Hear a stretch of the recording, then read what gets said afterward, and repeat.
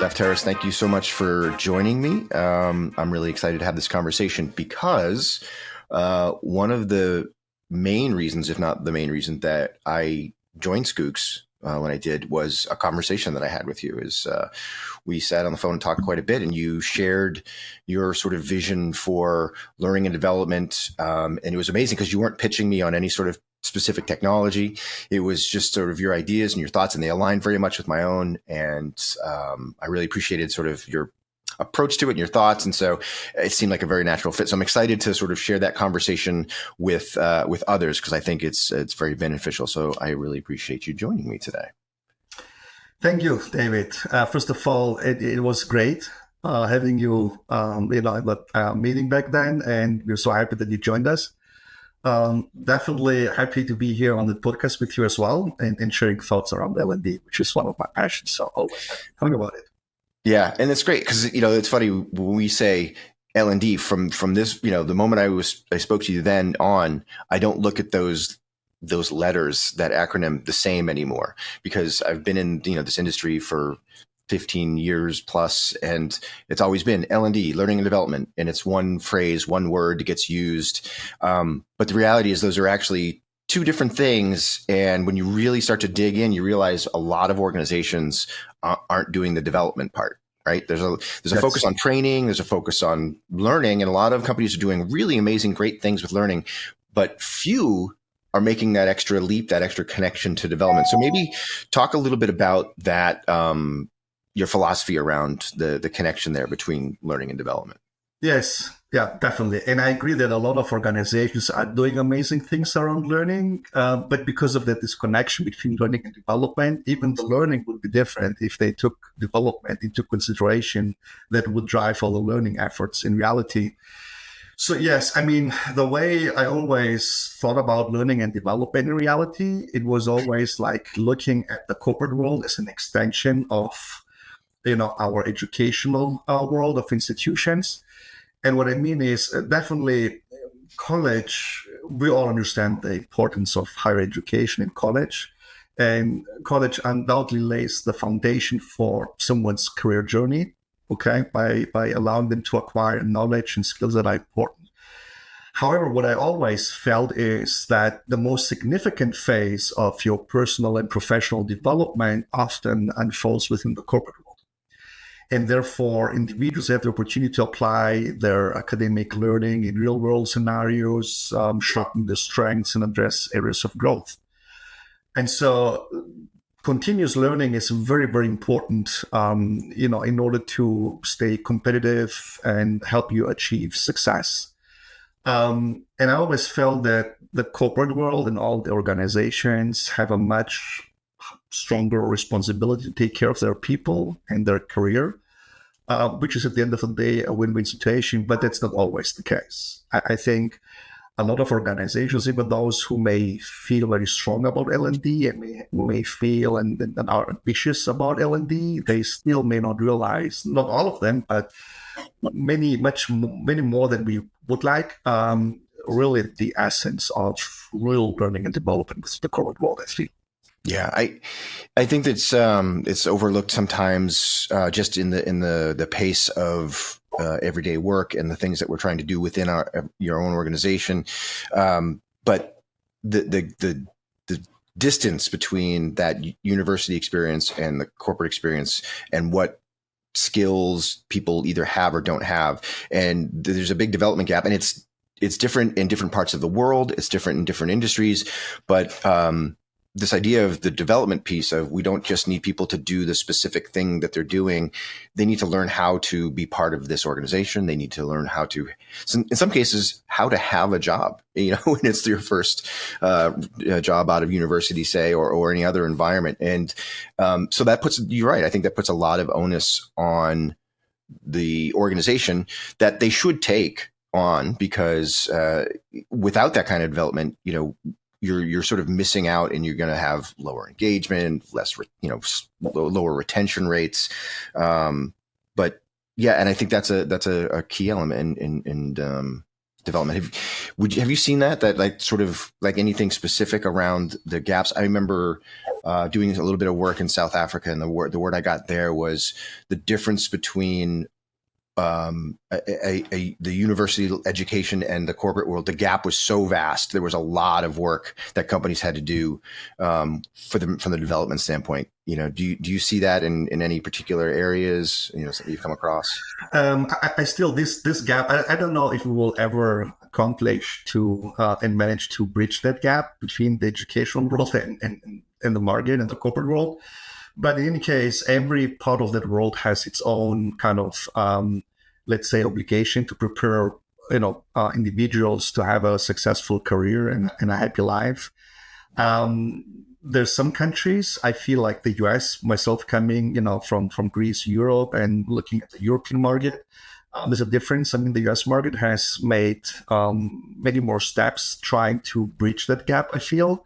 But still, there's a lot of ground to cover. And what I mean is, college is providing you specialized knowledge at a base level. Even that specialized scientific knowledge is at a very base level. But this is part of your hard skills. And then you enter a corporation, an organization, and then you will further develop those hard skills in that organization, definitely. But I think the education world has missed for a long time now. It could do a much better work in preparing the ground for heading all of those people, over to the corporate world. But they missed, I think, and us maybe entirely as a society, missed to kind of identify there's a need to help people develop also soft skills, communication skills, teamwork, collaboration, analytical thinking, critical thinking. I know it's all part of what educational institutions would like to accomplish. But this is rarely the case. And we see it when people join, as fresh graduates out of college organizations. It depends on the personality. Some may be a little bit more advanced, but the majority really lacks those skills. And it comes with a lot of problems then later on in the career. Yeah. And so I think that's a reality. Yeah, you can see that in I look back at the conversations I've been having for the last few years, especially, and this shift from what used to be only leadership development type skills, like executive level, where they were like, well, these are the core leadership skills we need of critical thinking and design thinking and problem solving and all this. And now organizations are realizing, oh, I want that top down all the way throughout the organization. It isn't just for leadership; it's for everybody. And realizing that people are coming to the organization without those skills, and to wait until somebody's either poised for a leadership position or already in a leadership position to start focusing on those things, it's almost way too late, right? So I think you're 100% right that companies are starting to recognize that it's up to us, I guess, collectively as core companies to build those.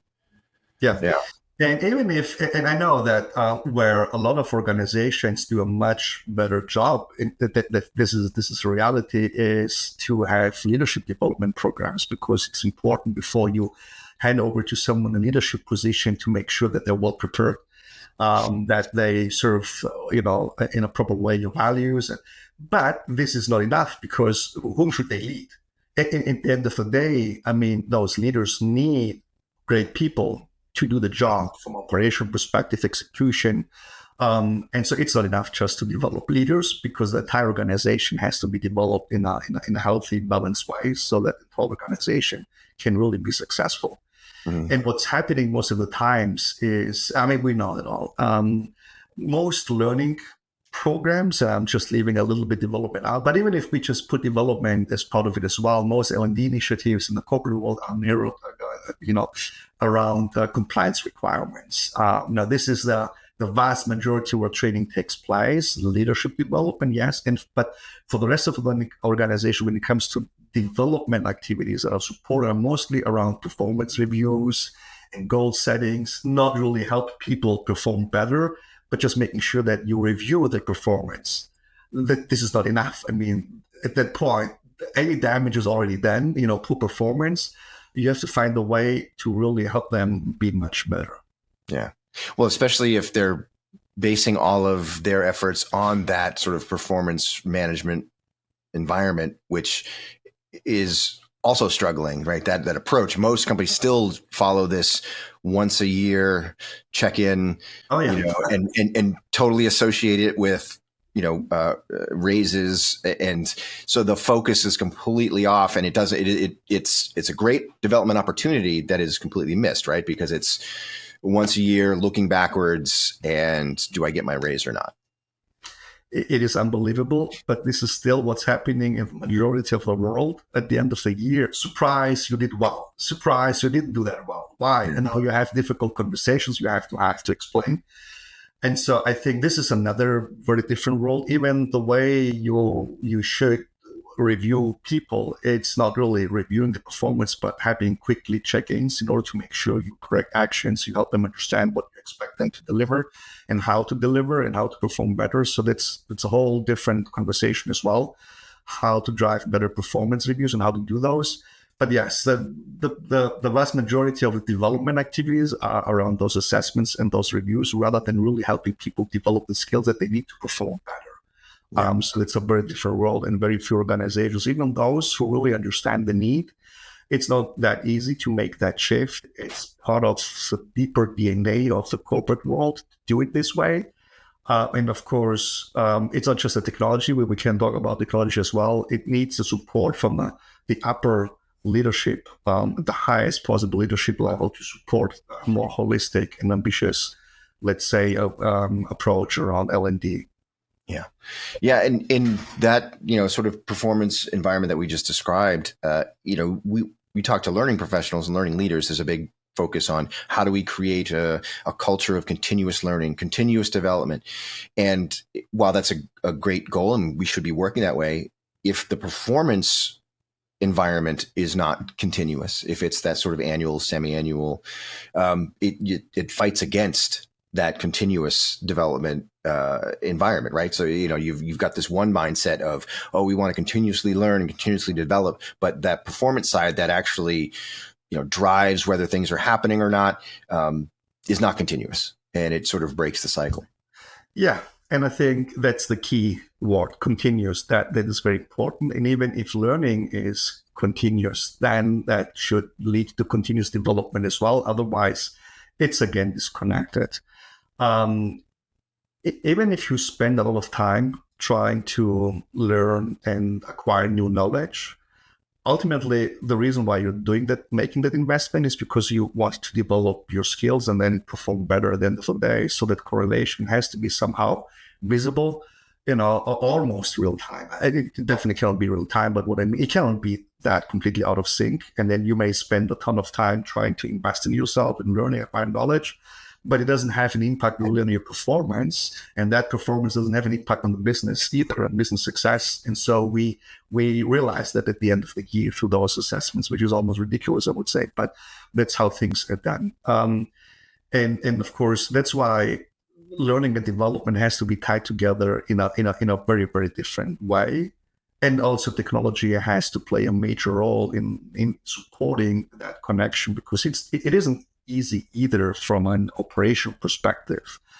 And especially given the fact that learning and any development activities are done within organizations are disconnected, from many perspectives. But even the stakeholders that are responsible for those two different activities are, different stakeholders, and those might be disconnected as well at the same time. And so it needs a very different approach, I would say. Yeah, I mean, it's definitely an endless conversation. But even if you look at content, okay, which it's part of learning.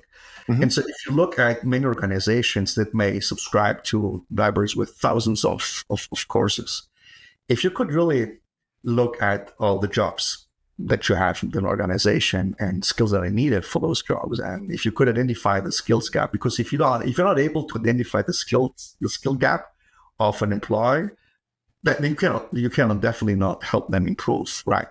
And so if you could really map all of those jobs and all skills that are needed for those jobs on one side, and then look at your content and be able to really identify what content can help you improve what kind of skills, meaning that mapping, from skills to jobs and from skills to content. I think even if that would be possible, they would be surprised of the outcome, because you would really be able to identify and recognize that you may have a huge lack of the right content you need to help your people improve. Yeah. You may, let's say, your content may underrepresent, let's say, the majority of the skills that are needed for a large part of the population internally, if it makes sense what I mean. And so you may have a lot of content about specific skills, but then you may really miss content about a lot of other skills that are required for a large number of employees out there. So there's no way. But you still feel that with 10,000 courses in your library, you have enough content. It's not the quantity, it's the quality of the content as well. Yeah. Well, and that whole issue is exacerbated because you back up from the, if I could just, tie the content, map the content to the skills gap. But then companies are like, well, I don't actually know what the gaps are, right? First of all, because not only do I not know what the gaps are, I don't know what skills there should be. I don't know what skills I have. And I'm really not even sure what all the jobs I have in this company are.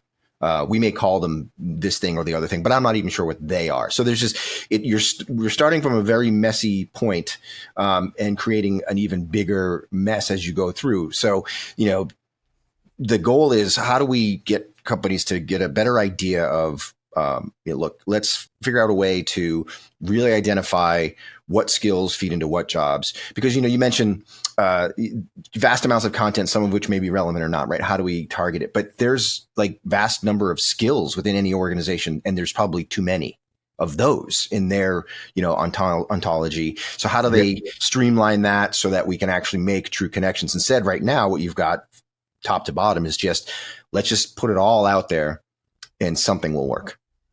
Yeah, there's no magic. And so nothing is going to work by itself. It needs a lot of effort. And I think now more than ever, technology and AI is really here to support some of those processes, because it's very labor intense. And sometimes it's not even feasible to perform everything you need to perform in order to have, all that information that you need.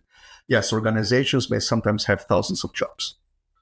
We all know, even how our startup company is growing until they become really a large organization. You go through so many phases. At some point, you may have thousands of jobs that may be similar. You may even invent jobs as you grow for roles that did not exist a few years ago. Similar jobs. So you may really have a messy situations with all the jobs. So you have to clean up that mess. And then at some point, I think the corporate world started realizing it's nothing new that skills are important, by the way. Okay. But now more than ever, the corporate world feels that we have to do something in order to help our people, develop those skills, upskill, reskill them, et cetera, et cetera. But skills were always kind of in the air. Mm-hmm. And so over time, we've saw solutions that were databases with tons of skills. The more skills, the better. I have a framework that has kind of 100,000 skills and 200,000 skills. It's even more valuable. 100,000 skills. I mean, why in the world do you need 100,000 skills? Okay, I don't think that nowadays the organization we need more than a few thousand skills in reality. Okay, right. And so I think sometimes we may miss even executing in a more realistic way, making baby steps, because you cannot get all the way to the most ambitious vision. Was immediately cleaning up and having a similar job map, let's say, and then just map those jobs with the most important skills. Yes, for any job, you may find 20 skills that could help you do that job better. Do you really need to map that job and try to improve someone, that has the job? And all of those 20, 30 skills, maybe it would be ideal, but that's not really what's here important. I think it's important to just start somewhere and change the way you think. Map the job with 3, 4 most important skills. Okay, then you have a clean skill structure as well, and then try to find content. And also you touched at some point on, okay, what's the skill gap in reality? This is, even at that point, it's not enough, because let's say you and I have the same job, so we need to improve the same skills, most top 4 skills for the job. I may be good in skill A, and you may be better in skill B. I may have weakness. I may have weakness in skill A, and you may have weakness in skill B. And so we have to make sure that we get personalized and tailored learning um, programs that can help us bridge everyone's gap. And so in order to be able to identify what my skill strength is, really, and see where we are different and what the personalized needs for training are, we need to find a way to bring even skills assessments into the system as well. Yeah. And this is where the complexity starts getting a little bit as well. Yeah, but you make a great point, and it's something that I've started to try to include in any of the sort of sessions or programs that I do. That we all get in very excited about this sort of future state of things. Like things are like this now, and they could be like this. Whatever it is we're talking about, whether it's this skills mapping type stuff that we're talking about, the future of L&D, anything HR related. There's these goals of it could be like this, but the distance between the way things are now and this future state is so vast that a lot of companies think, I can't even begin to do that, so I won't do anything. And you point out that it's not about getting to that end state. Eventually, you just want to get closer to that end state. And it's a constant chip away at the issues that you have. Can I clean this up? Can I streamline that? Can I approach this? Can I look at this thing? And taking those steps rather than trying to do all of it all at once, because if I'm not at this utopian state, then it's failure, right? It's how do I take the steps to get there? So I'm glad you brought that up. And I think the other thing you mentioned that is key to me is when you start talking about AI, you make me think of my noise canceling headphones, right? So I'll put in my earbuds and I can hear, and then I can hear the noise canceling turn on, and suddenly everything around me it's gone. Especially like on a plane, the difference between not having noise canceling on and putting it on. To me, that's really where AI can shine. I mean, I know there's all these opportunities for this generative AI, whether it's video, text, imagery, what have you. But to me, it's AI's ability to cancel noise. So you look at something like the skills ontology, and there's just stuff everywhere and it's all over the place. The ability for AI to work within an organization to sort of cancel out the noise and get at what's important, I think is really where it's going to shine. And that's what it's for. It's going to really help do some of that heavy lifting that's preventing companies from approaching this. Like, you go back a couple of years and, a lot of companies wouldn't be interested in trying to unpack the skills mess because they don't have the tools, the time, or the people to do it. Yeah. Technology and AI represents this opportunity now to say, okay, whether or not you think that the outcome is perfect or whatever your personal beliefs are about AI, the truth is that is what the technology is designed to do. It's designed to look at massive, messy sets of things, data, whatever it is, and make sense of it for you based on what you want it to, make sense. Yes. And I think it is also important for everyone to understand that we cannot always reach the top at once. We have to set and manage expectations. We have to be prepared to have a very bold vision on where we want to go, but being prepared from an operational perspective to really break that vision down into smaller steps and milestones and achieve and accomplish one milestone at a time. And even when we talk about cleaning up skills and using technology and AI, not that we can solve all the problems with AI, but we can definitely improve and make it for the first time more possible than ever to have a good starting point. Okay. And so I feel that it's very important to stay realistic and be willing to make small baby steps in order to get where you want to go. Mm-hmm. AI can definitely help, but this is always the challenge with all new technologies. It's not just AI. Technology is always the means, for whatever we want to accomplish and use technology for that purpose. But one of the problems and the challenges we have, generally speaking, is whenever we have something new, then the whole world is going after that new technology, and we are really able to identify where the gap is between what is still under development and not really applicable tomorrow, and what part of the accomplishment is applicable tomorrow. Because if you don't recognize what out of that whole kind of new innovation is applicable immediately tomorrow, then we will just set the wrong expectations.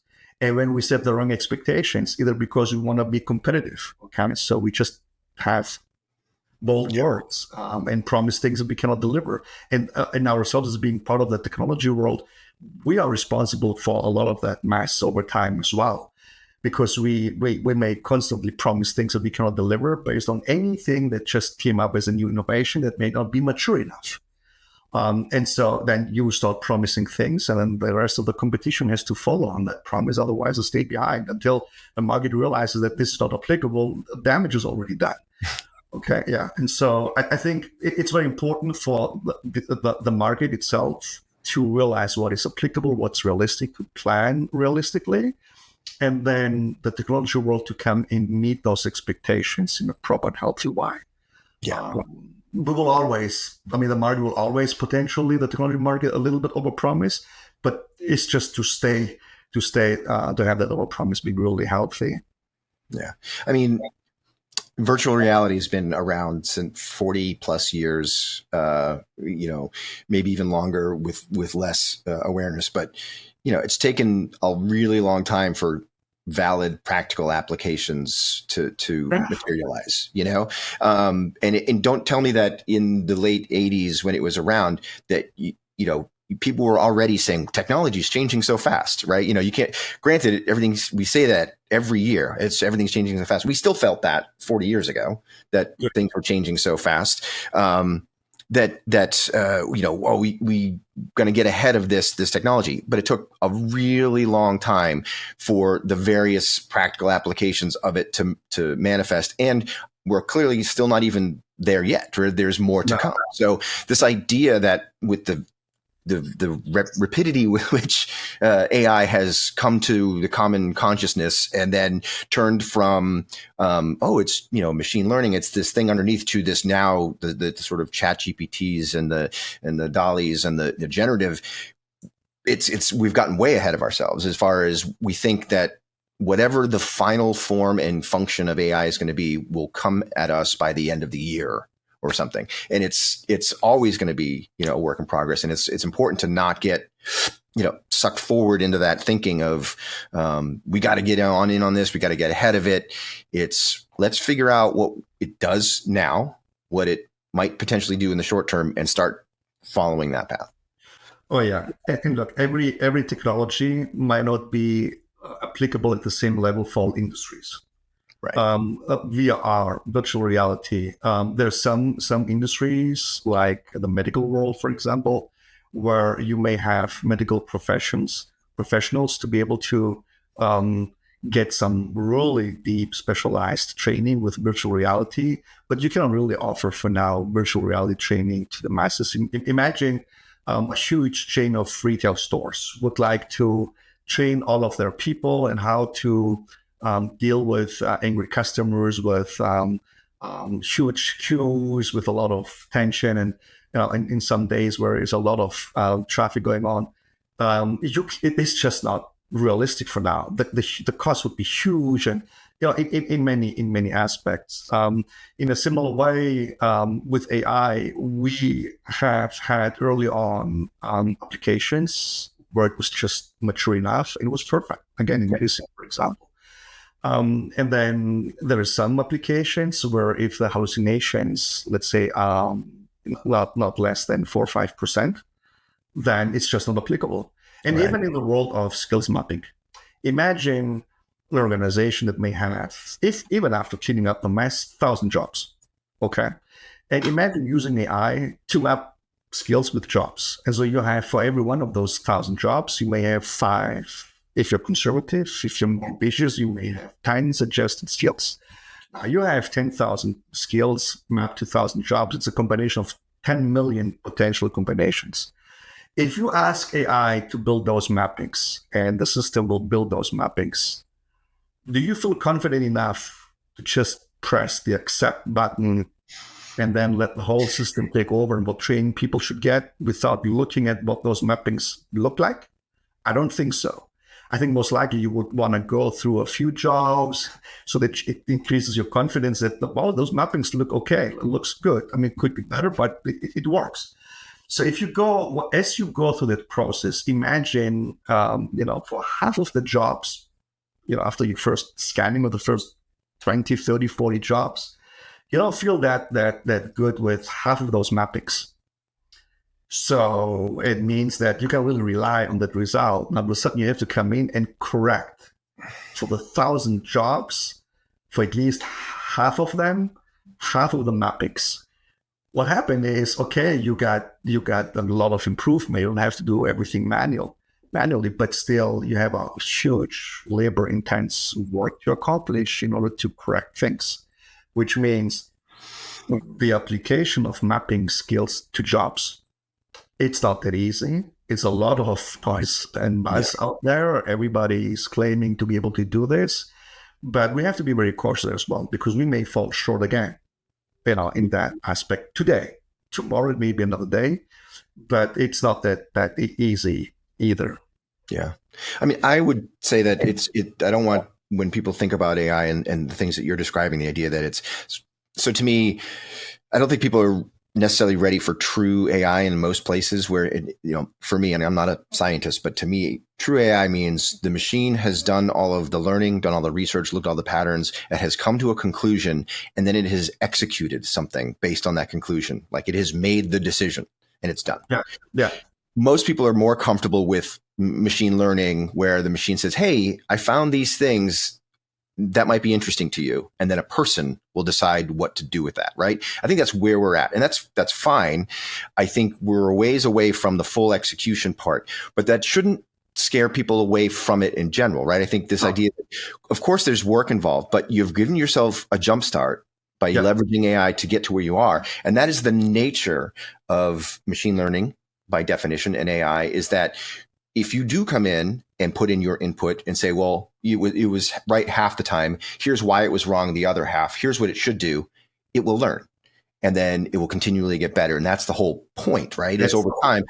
And so you have to be prepared for that continued human intervention, that continued labor. You're not going to turn it on tomorrow and walk away from it. But over time, the amount of effort and energy that you have to put into it will diminish.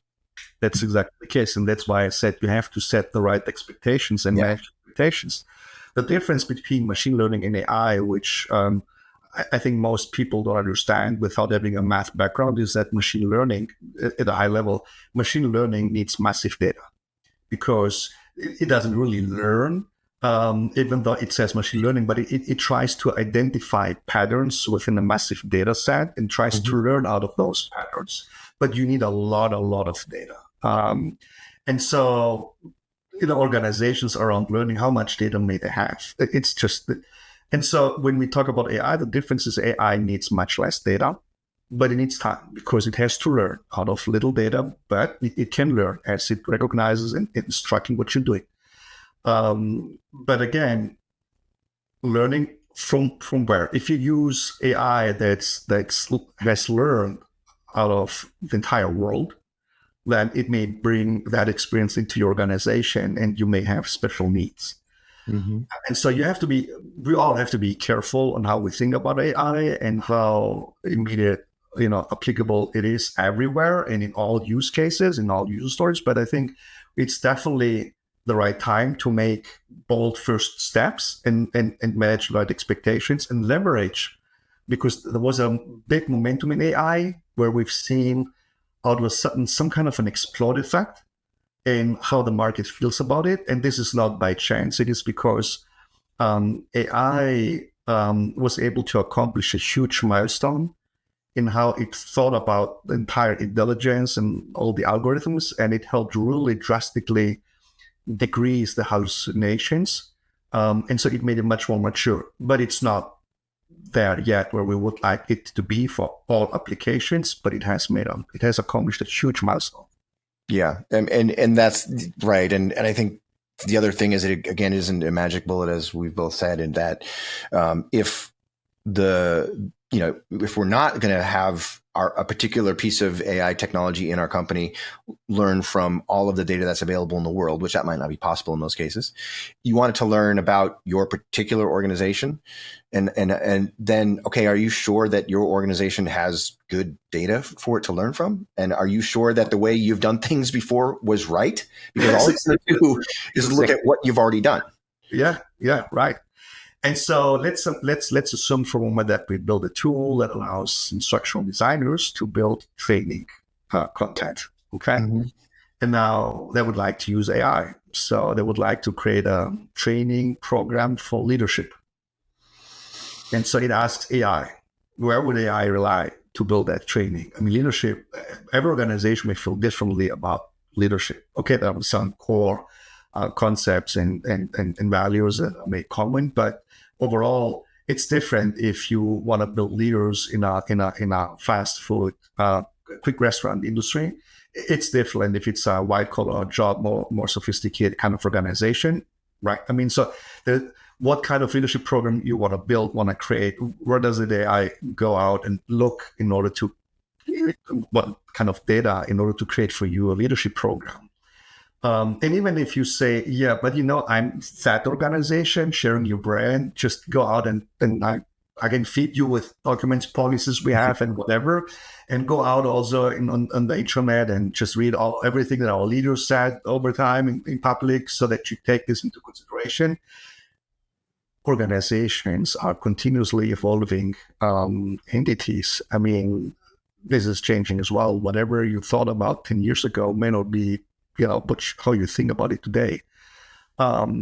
And so, you have to really make sure that you understand where the limits are and where you have to come in. And definitely it can help you. And this is how you should think about it. You cannot just expect to click the button and then you have the result and then it goes. You just create a title and that's it. But what you can do is click the button, give as many prompts as possible to help AI understand how you think about it. And once you get the training program, you have, again, to dive in and spend time. It's just that you have a good jumpstart, as you said. This is how you should think about it. Yeah. Yeah, we're definitely in the sort of heavy lifting era of AI where there's a lot of human-sided work that has to go into it to get the kind of results that people think that they should be getting. You can see it from the things that we're discussing. You can see it out there in the world with the generative AI and especially the art world and videos where, the AI is generating these images, but it's doing that on the backs of the effort of people who have created these images already. And it may or may not have access to those images in the future. And, so there's a lot of heavy lifting still to be done in the generative side of the world of, where are we pulling this? A completely different world as well. I mean, that whole aspect of IP and legal stuff, and that hasn't really been taken care of yet. A lot of ground to cover. Right. Again, another, consequence of the technology moving as fast as it does is that, we didn't take into consideration all of the different inputs that are required, I think, to bring it to its full potential. So we've talked a lot about technology. We've talked a little bit about the sort of performance world when it comes to learning. We talked a lot about skills. Any other sort of aspects of the corporate world, employee life, where if a company wants to start thinking more like true development rather than just training or learning, what's another aspect that you could focus on that has that connection to learning? Yeah, I think, first of all, you start by setting clearly 3 pillars, I feel. That is, learning should serve the purpose of developing people, and the outcome of developing people should serve business success and growth, because that's why we're doing this.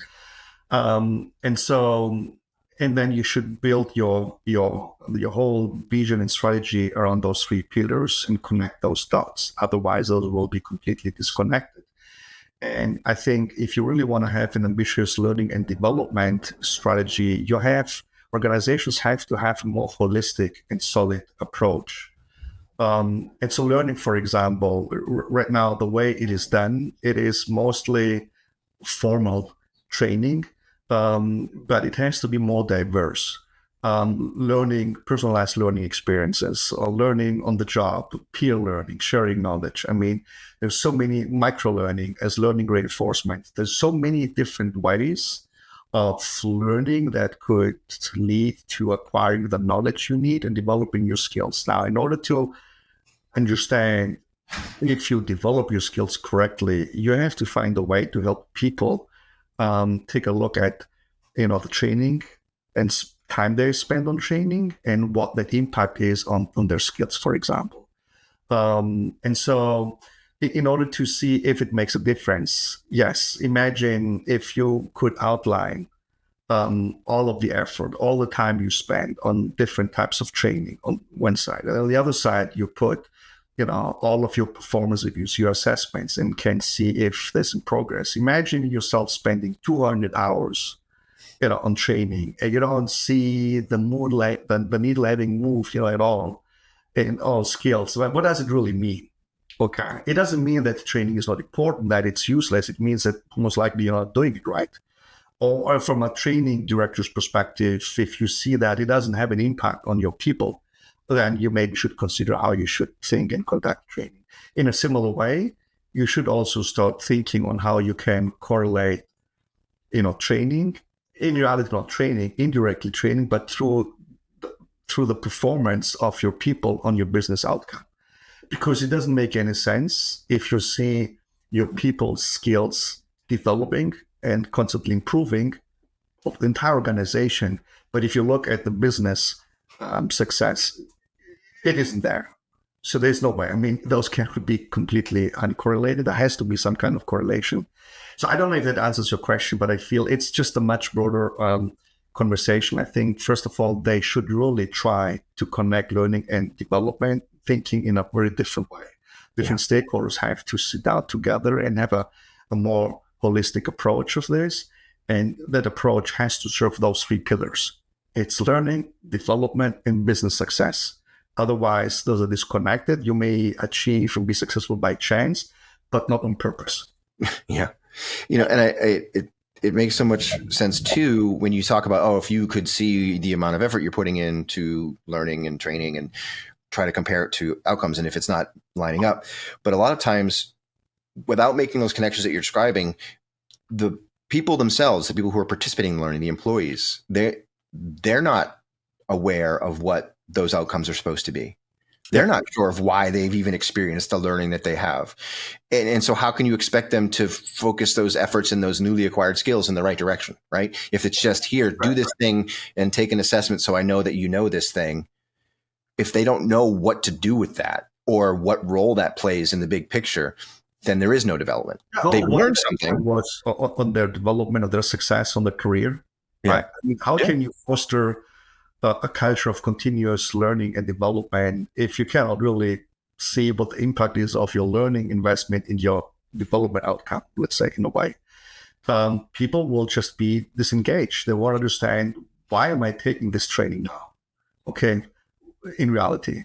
And so the correlation, in a way, even the high level, has to be somehow visualized and visible to people so that they stay engaged and understand the value. Yeah. Once they understand the value, if you spend some time on training and you see an immediate outcome, okay, not real time, definitely, it takes always time. We have to be realistic as well, but you will keep investing in yourself. If you invest and spend a lot of time in training and you don't see a difference, in a similar way, organizations spend a lot of time, money, energy, mental effort to come with training plans, leadership programs, but nothing really changes and you cannot somehow measure the impact. Then what's the first thing that is cut in difficult times? Yeah. L&D investments, even though it should be exactly the opposite, okay? Because nobody can justify the investment. There's no way to measure the impact. So what do? Just cut it off. Yep. And yeah, so it's definitely a much more complex conversation. Yeah, and so I mean, they're so complex that there are so many other more directions we can go in, and you have, and I've, in our discussions and other things that, I've written, you've written about, getting to this place where learning is actually connected to true development, and development is not just a word that's stuck on to the phrase learning and development. So I appreciate your time today. I think we're going to wrap it up, but what I want to give you an opportunity to do, if you could, just give it a thought for a second. I have this prediction time, and I'm going to give you two choices. You can do one of two things. Have you heard in the past year, 2 years, 3 years, however long, a prediction that anyone has made that stuck with you, either as, that's a good prediction and it came true or will likely come true, or that it was way off the mark and they missed it? So something like that, or you can make your very own prediction, whether it's something that might happen in the next year, something in the next 5 years. I leave it to you to either critique an existing prediction or make your very own. People made predictions that became true unexpectedly. Hmm. We're right, and then we had also really predictions that were completely way off. If we go a little bit deeper, or a little bit into a more micro scale in our micro world, for example, in the L&D world, technology, and around that, I would say that there was a prediction some point when the whole conversation around LXP came up on how that could help, for example, to change completely the learning experience. Yeah. So that employees get more actively engaged and get more out of it. Even though it was a very interesting idea, but how the whole product suite was structured in the market, and how those LXPs supposed to come in and plug in next to those LMS. I think may have been one guy, maybe 2-3 others worldwide, I don't know, who thought it's not going to work. I mean, that's just inconceivable. I didn't believe in that prediction, and I feel that a few years later that really happened. It never really was successful. It never worked. And of course, huge investments were made. And that's another problem in the market. Once huge investments are made, somehow we have to make it work. Yeah. And it's just going, and then nobody wants to lose money. And so everybody wants to justify decisions to buy such kind of a thing. And then you have to do something with it, like some other productivity tools. And so I think that never worked, and the market started out of a sudden to think differently. Now it's not a product anymore; it's a layer, and whatever that means. So it became more vague, and I think it started fading out. But it definitely helped, though, making everyone more aware of how it should be. That learning cannot keep going as it is. From that perspective, it played a huge role, I feel. It's just that it wasn't. I mean, it would never work the way it was conceived. Right. And one thing that I think will become true, that's a broader one, and then also going down into our L&D world. I was always very conservative with how we're going to pull the trigger on AI. Yes, not because I'm a scientist. I'm a math guy. So I love those developments and that innovation, but I felt at some point it was not mature enough. Even though I appreciate all the efforts that are done, in the scientific world in order to make that happen, then we hit that kind of big momentum with an explode effect, and I felt that that's the right time now. It's not everywhere where it should be, but this is now reality, and I feel that AI is going to change the world completely in all aspects in the future. It's just that it's not going to change everything tomorrow, okay? But it's not going to be it's not going to change the world in 100 years either. So this genie is out of the bottle now. It will have a drastic impact in all industries, in many technologies as an underlying supportive kind of mechanism in a way. Talking about L&D, I think that it will take longer than most people believe in order to meet the expectations that the market has. It is click the button out of the sudden AI will do magic. That's not going to happen. We have to have serious conversations with our customers, with the market, to set the right expectations and what it can do today and what we believe it will be able to do in 5 years from now. But for now, it can't do much less than we would like, but it doesn't mean that it has value. It has tremendous value, just managing that expectations. Yeah. So both of those things very much highlight one of the reasons why I love talking to you is you have this approach, this very pragmatic, thoughtful approach to all of these things. You're very, very aware of the possibilities of things, especially from the technology world, but you don't get swept away. You're and like you're a math guy, so you definitely come at it from this place, which I feel like a lot of other folks in the tech world that I've spoken to get ahead of themselves, either knowingly or unknowingly, about this stuff. And so I've always appreciated that, the fact that you looked at the sort of that LXP part of our time, the way you've described it. And true, it seems as though someone sort of tried to take a snapshot of a moment in the evolution of learning technology and call it a static thing. Like, this is now this. Instead, what it was all of learning tech was heading in that direction. And you're probably right. The fact that a few folks started to monetize and market that pushed everybody else a little faster, but that is sort of the way things were headed, right? So so I like your approach. And then obviously the AI discussions we've been having already, and your look at towards the future, very measured. And I very much appreciate that, because I think that's what people need, is some like a sober assessment of, look, yes, this is a thing and we should be excited about it, but let's deal in realities. So yeah, I love all of that. And I really appreciate you obviously sharing it with me, but sharing it with people who are listening to the podcast, because I think it's a great perspective. So yeah, I appreciate it. And you did both things. Not only did you go back to an old prediction, but you made your very own. So I appreciate you doing both. Thank you so much. Always a pleasure having a discussion with you, David. I appreciate your time as well. I enjoyed the conversation, and enjoy the rest of the day. All right, great. Thanks.